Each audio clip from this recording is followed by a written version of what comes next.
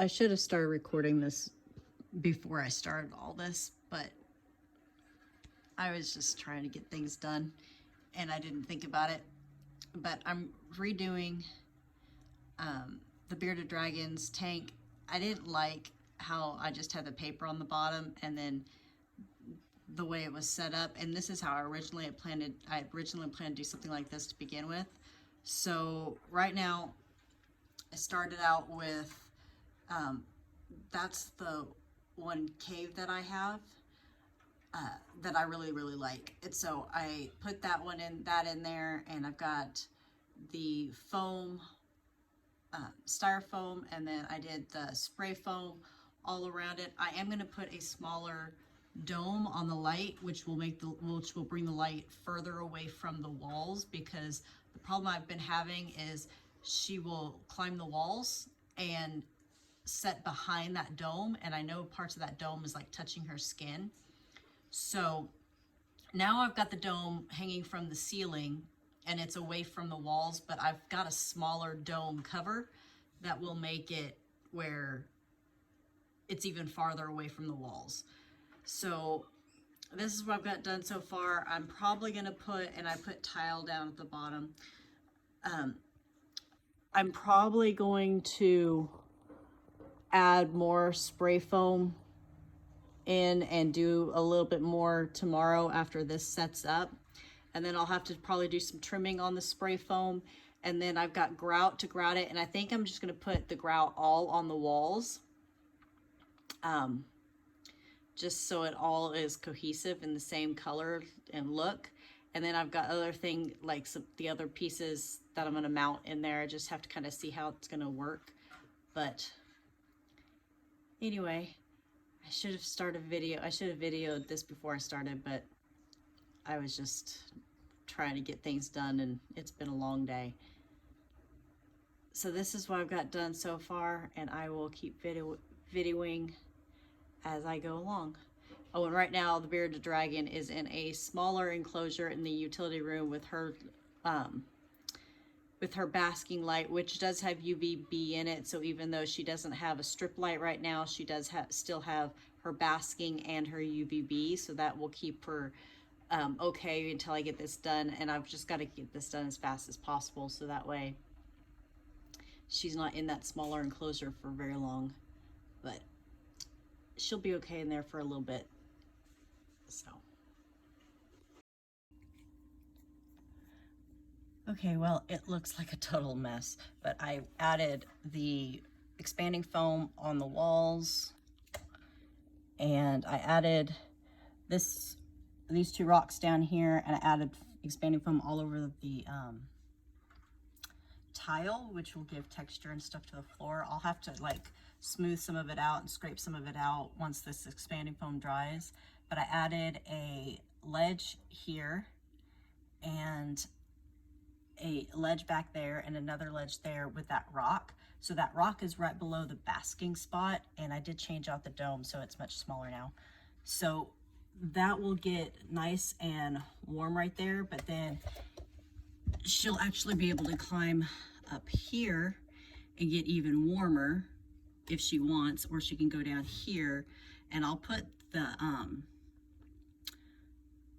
the sensor down here. So this will stay somewhere around, I don't know, I might put the sensor up here. I'm not really sure exactly where I'll put the sensor at, but either up here or down here. So one of the areas will stay at 110 and the other one will either be a little bit warmer or a little bit cooler. But then with this rock right here, this rock will warm up and provide heat on her belly as well, but it won't get so hot that it'll burn her. And then let me close the glass.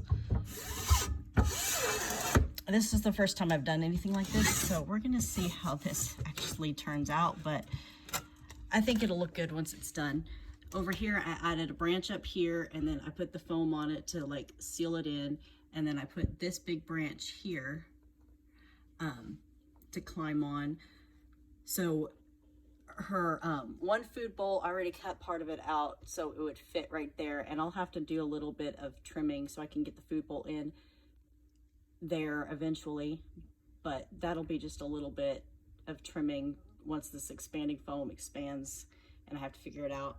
And her water dish fits right here in this corner. Again, I'll have to cut some of that foam out because I wanted to seal up all the edges, so that way if I want to go ahead and put some crickets in here, I could put crickets in here and they wouldn't really have much places to hide.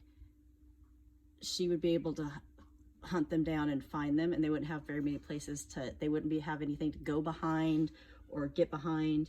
There is a few little spots over there in that corner that I'm gonna have to fix.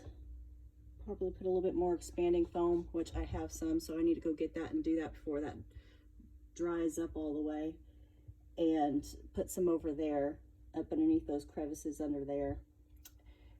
And but then everything will be nice and sealed where nothing will really be able to hide from her. If I want to put anything in here loose, it won't be able to hide. It'll just have to, it'll be where she'll be able to find it. So anyway, that's what I did. I'm gonna go fix this. There's a little hole right there that I can see now that I'm sitting here, and then there's areas over here that I can see, so I need to go fix those before my expanding foam dries completely, which means putting back on those gloves. Ugh. But anyway, I need to go do that, but it's looking good, so I'll let this dry probably the rest of the day, come back in, see if it's dry, and then trim up some of the stuff, and then it'll be ready for me to grout. And I am going to put the grout all on the wood, along the wood and stuff, and then I'll come back in and I'll add some paint and things like that to make it look really kind of rocky and rustic. So that's what I'm going for. Hopefully it turns out good. I don't know, never done this before. All right, so first coat of grout is on. Looks very messy right now. I like all the bumpy texture in it because it, when I get done and I add some paint and stuff, I think it's gonna look a little bit like some, like maybe it's a cave or rocks, like a rock walls or whatever. So I kind of like the bumpy texture, so I didn't smooth out too much of that texture.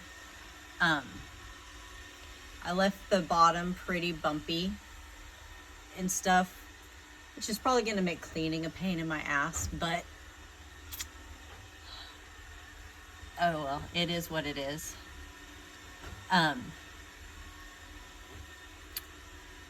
thinking probably 3 coats to start with on the just the plain brown grout, and then I will add, maybe I'll do a little bit here and there with some darker browns, add some paint to it and do some darker, or add some white and lighten it up some.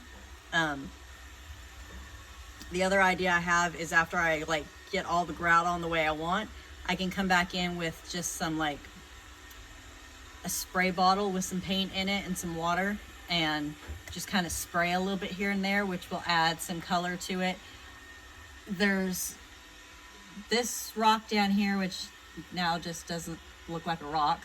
And then those little rocks up there, I think before I put the next coat on, I'll wash off some of this grout. To try to like bring some of that color back. But if not, it's not really a big deal because I'm going to paint over it. I'm going to add some paint and stuff anyway to make it look more like natural stone instead of just all one color, because right now it's just all one color. But once I add some other colors to it, I think it'll look pretty good. It's drying pretty quick. I don't really know how long it's supposed to set. The bag doesn't give me a whole lot of direction, so I guess I'm just gonna like leave it until it looks like it's dry, and then I'll add some more coats. Probably won't video in between each coat, but when I start adding some different colors to it, I'll do some more videos. So anyway, that's what it's looking like for right now. So Okay, so there's been a few steps in between. So I did some of the painting and stuff, and I really like how the painting turned out. And I've put 2 coats of the Mod Podge on to seal the grout. It does create a shiny appearance, but the videos I watched said to put sand on areas. So I put sand on any of the high traffic areas. And then what I'm supposed to do is I'm supposed to, once it's dried, clean up any loose sand. I think I'll probably do 1 more coat of Mod Podge here in a couple hours once this one gets kind of dry. But I kind of like how it's looking.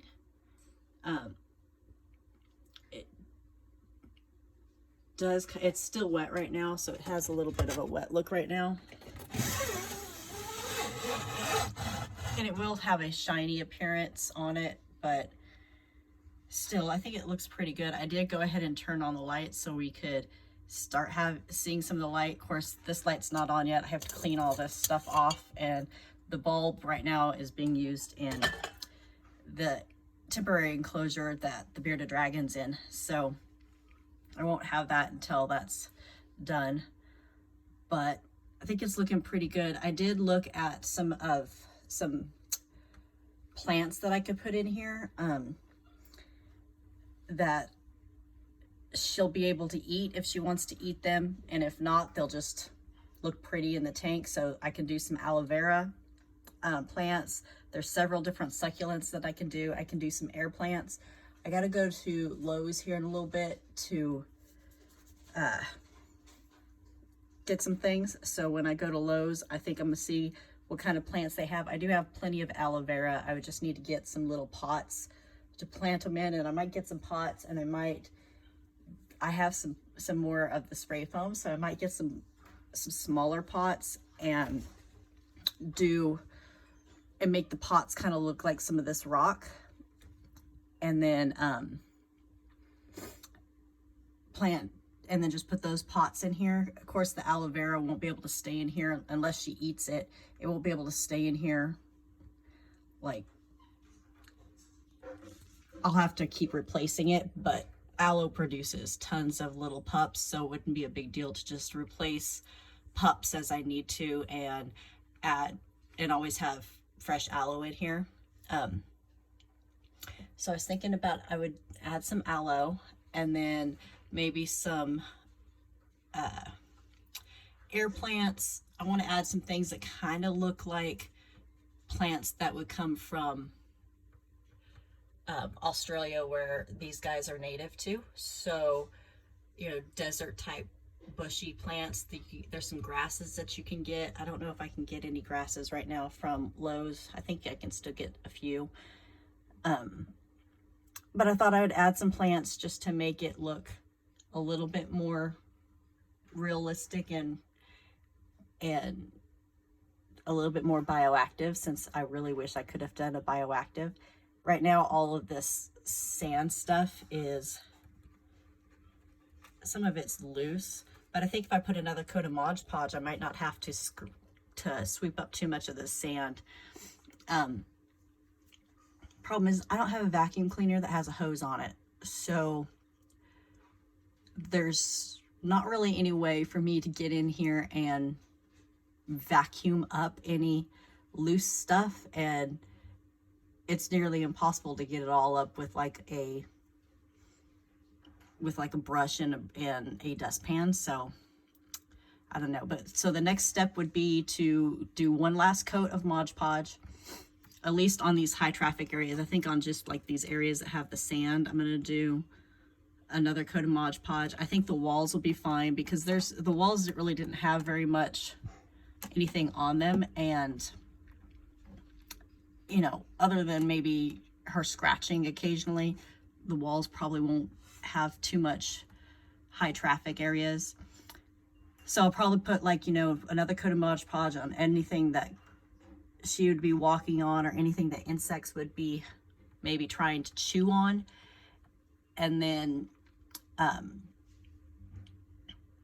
clean everything up, let it air out for a good 48 hours. I'm thinking at least 48 hours. When I woke up this morning, I did the first coat of Mod Podge yesterday afternoon. And when I woke up this morning, all the smell was gone. But I'm thinking at least a good 48 hours because it will be enclosed and it'll have heat from the lights. So I'm thinking at least 48 hours. So probably Wednesday before I can put her back in it. But I was thinking 48 hours.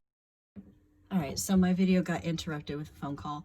But so yeah, the final steps would be one more coat of Mod Podge on the high traffic areas, and then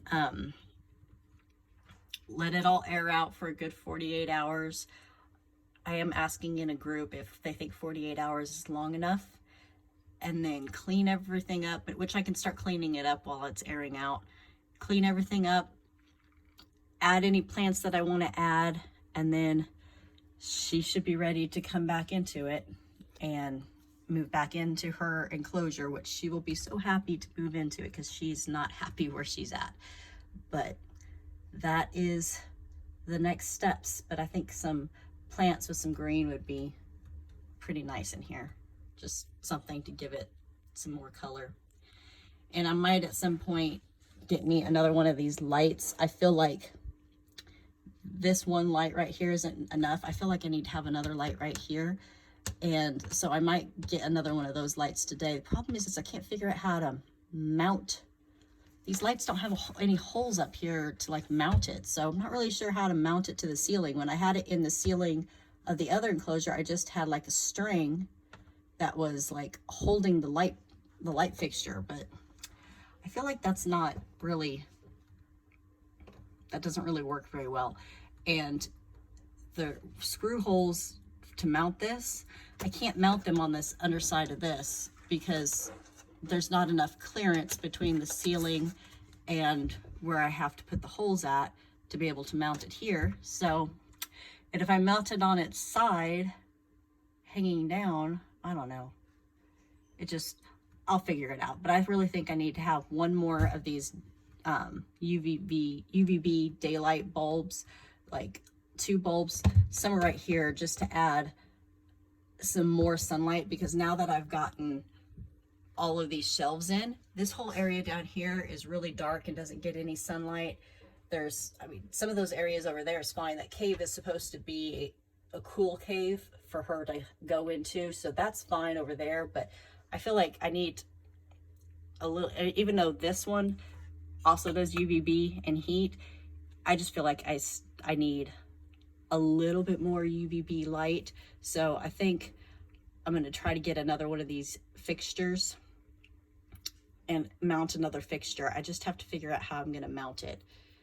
They're not really heavy. I might be able to do some really long sticky tape. Problem is I don't know that it'll stay stuck to this top.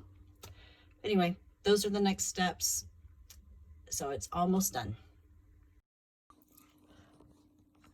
Okay, so before everybody gets here, it's Thanksgiving, and so before all the family gets here, I did finish up the Bearded Dragon's enclosure.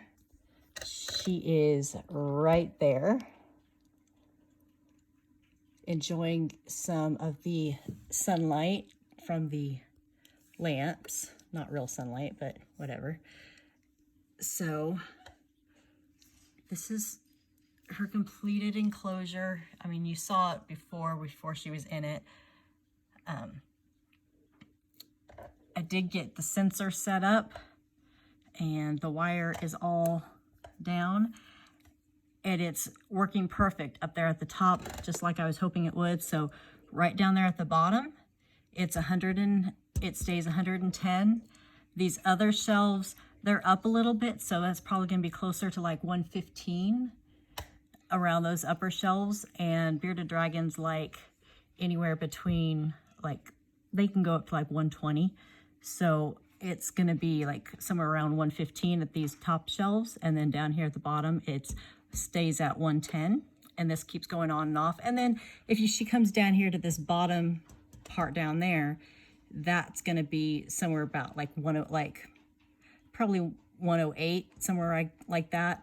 And up here where she's at, it's going to be cooler. So the temperature on this side of the tank is probably about 105, where that temperature deal is at. And the humidity on this side is about 52 for the humidity. And on the other side, I don't know if you can see it, but on this side, so it looks like it's about 90 degrees on that side, and the humidity is up close to 70 over there. And of course, that is, the plants will keep it a little bit more humid and help with keeping humidity up. They are mostly all desert-y type plants, so they don't take a lot of moisture, but they will help keep some of the humidity up. And she does have this large pool. It's not as big as the pool she did have, but this is still a pretty good sized pool. So even when she's full grown, I'll be able to fill that completely full of water, and she'll be able to get in there and soak in it. Right now it's not quite as full, just because if she got in it, I don't want her to, like, for some reason not be able to get out. She should be able to get out no matter what. Even if it was full to the top, she should be able to get out because it's not that deep, but I didn't want to fill it up that deep. And then she's got her bowl here that I put the worms in. She still doesn't take worms by hand very well. And now she's not really even trying to bite anymore. So she's figured out that if she opens her mouth, I'm going to shove a worm in it. And so she's not even trying to bite anymore. So as I really can't get her to even take the worms that way anymore. So she's got her worms, and this food's from yesterday. It looks a little dried out, but it's not really dried out. She did eat some of it, but I'm only feeding her every other day because then she gets a little bit more hungry and it encourages her to eat. Because before, when I was feeding her every day, I wasn't able to tell she's eating. Now tomorrow when I come back to give her fresh food, this food will be nearly gone. She's really not eating hardly any of the insects. I think I'm going to try to get a dried insect mix and see if I can't put some of that in her food and get her to eat them that way. I don't know how else to get her to eat insects. She should be eating a lot more insects at her age, and she just really isn't. But I think I'm going to try to get some crickets and just let some crickets loose in here and let her hunt them. I'll just get some smaller ones and see if maybe that'll encourage her to hunt. The store where I got her from, that's what they were doing, of course, is they were just dumping crickets into the tank, and then they were feeding them the dried pellets and a little bit of veggies. And so I don't know if she's just used to that, but she's not losing weight. When you pick her up, she looks nice and healthy. She started shedding some while she was in her temporary enclosure, so she's doing really good and growing, and she's not dehydrated or anything. She got soaked Monday, and then while she was in her temporary enclosure waiting for this to get ready, I had a dish this size that was full of water over closer to the heat so it would stay a little bit warmer, and she was soaking in that. Right now she just needs to get used to this new environment. Bearded dragons don't really like a lot of change, so she's got to get used to this. So it's going to take her a few days to settle in, but anyway, she's in her enclosure. And I also set up a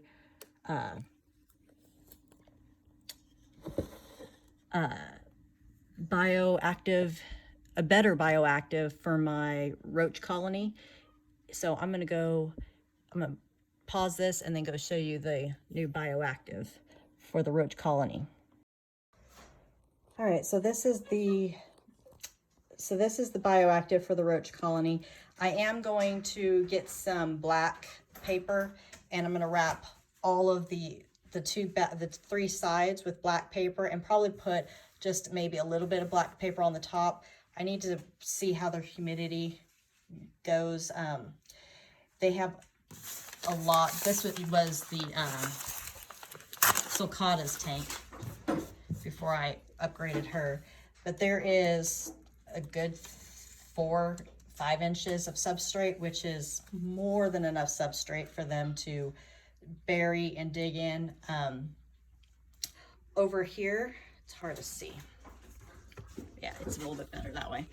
So over here, there's a log and then a bunch of cork bark that they can go underneath and get out of the light. I know they don't particularly like a ton of light, so they can go during the day and they can get in the light, but this is actually a little bit better for them because they're in the utility room where the monkeys are, and so they're gonna get a natural daylight nighttime routine. So they'll get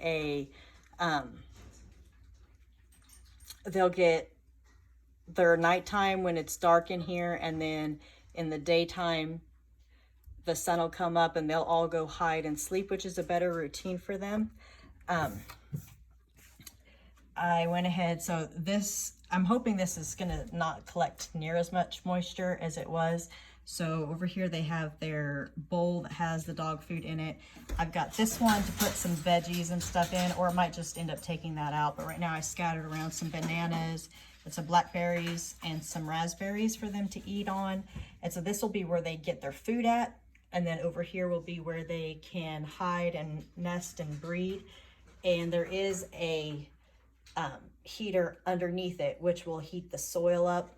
So that's how they are and what they're doing.